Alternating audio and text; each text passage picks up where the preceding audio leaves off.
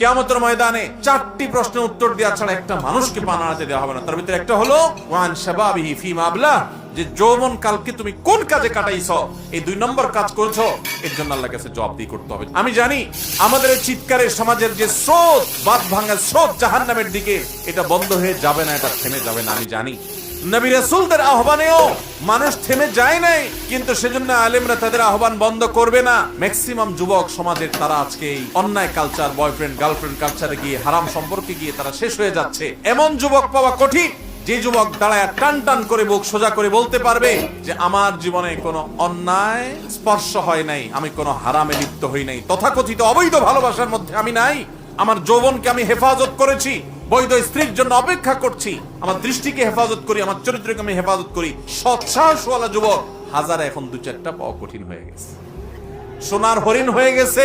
যুবক ভাইরা আমার, এই চরিত্র